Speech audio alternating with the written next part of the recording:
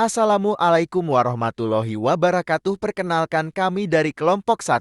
Video kali ini kami akan menjelaskan materi atau jawaban dari soal UAS Matkul SDA dan Lingkungan. Oke, langsung saja. Untuk materi yang pertama akan dijelaskan oleh Mbak Naili. Baik, saya akan menjelaskan materi yang pertama, aksi iklim terhadap ekonomi. Aksi iklim berdampak positif terhadap perekonomian. Aksi iklim dapat menciptakan peluang investasi, lapangan kerja, dan pertumbuhan ekonomi, sekaligus mengurangi dampak buruk perubahan iklim terhadap kualitas kehidupan masyarakat dan pencapaian tujuan pembangunan suatu negara. Contohnya, komitmen iklim pada tahun 2030 dan 2060 yang dimiliki Indonesia, di mana Indonesia telah menetapkan NDC dengan target pengurangan emisi karbon hingga 358 juta CO2 pada tahun 2030, khususnya di sektor energi.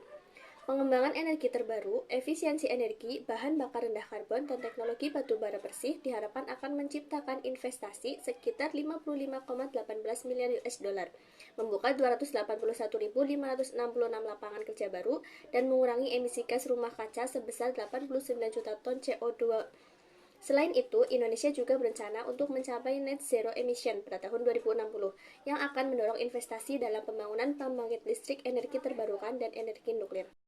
Selanjutnya yaitu tentang nilai barang sumber daya alam dan jasa lingkungan. Barang sumber daya alam dan jasa lingkungan sering dianggap tidak mempunyai nilai karena nilai ekonominya sulit untuk diukur secara langsung. Nilai ekonomi SDA dan jasa lingkungan dapat terdiri dari nilai guna langsung, nilai guna tidak langsung, dan nilai non-guna. Nilai guna langsung dapat diukur melalui metode seperti harga pasar, sedangkan nilai guna tidak langsung dan non-guna sulit diukur secara langsung karena melibatkan preferensi masyarakat terhadap lingkungan dan manfaatnya. Valuasi ekonomi merupakan upaya untuk memberikan nilai kuantitatif terhadap barang dan jasa yang dihasilkan oleh sumber daya alam dan lingkungan. Jadi, kesulitan dalam mengukur secara langsung menyebabkan SDA dan lingkungan sering dianggap tidak mempunyai nilai. Namun, barang sumber daya alam dan jasa tetap mempunyai nilai yang penting. Jasa lingkungan misalnya, mencakup manfaat seperti perlindungan tata udara, kesuburan tanah, pengendalian erosi dan banjir, serta keindahan alam. Barang sumber daya alam dan jasa lingkungan sering undervalue karena beberapa faktor, diantaranya kesulitan dalam pengukuran nilai ekonomi. Nilai ekonomi SDA dan jasa lingkungan sulit untuk diukur secara langsung, sehingga mengakibatkan penilaian ekonomi menjadi kurang akurat. Yang kedua, keterbatasan metode penilaian. Metode penilaian ekonomi SDA dan jasa lingkungan melibatkan pendekatan pasar dan non-pasar, yang mungkin tidak mencakup semua manfaat yang disebabkan oleh SDA dan jasa lingkungan. Yang ketiga, kekurangan informasi. Dalam beberapa kasus, informasi mengenai manfaat SDA dan jasa lingkungan tidak mencukupi, sehingga menghambat pengukuran nilai ekonomi yang akurat. Yang keempat, memenuhi dalam mengukur nilai non-use value. Nilai non-use value seperti nilai pewarisan dan nilai pilihan sulit untuk diukur secara langsung dan objektif. Dan yang terakhir, ketergantungan pada preferensi masyarakat. Nilai ekonomi SDA dan jasa lingkungan sering ketergantungan pada preferensi dan persepsi masyarakat terhadap lingkungan, yang dapat berubah seiring waktu. Meskipun barang SDA dan jasa lingkungan berada di bawah nilai, penilaian ekonomi dan pengelolaan sumber daya alam dan lingkungan tetap menjadi penting untuk menjaga kualitas lingkungan dan sumber daya alam. Dengan menggunakan metode penilaian ekonomi yang tepat dan menghayati informasi yang akurat, kita dapat memberikan nilai ekonomi yang lebih representatif bagi SDA dan jasa lingkungan, sehingga mendukung pengambilan keputusan yang lebih baik dalam pengelolaan sumber daya alam dan lingkungan. Sekian, saya kembalikan kepada moderator. Baik, saya akan menjawab pertanyaan nomor 3. Teluk Wedah, Maluku Utara menghadapi isu pencemaran lingkungan yang memerlukan penanganan serius. Pentingnya penilaian ekonomi terhadap sumber daya alam lingkungan. Dalam konteks ini, dapat melibatkan metode seperti valuasi ekonomi, ekosistem, cost benefit analysis, dan analisis dampak lingkungan.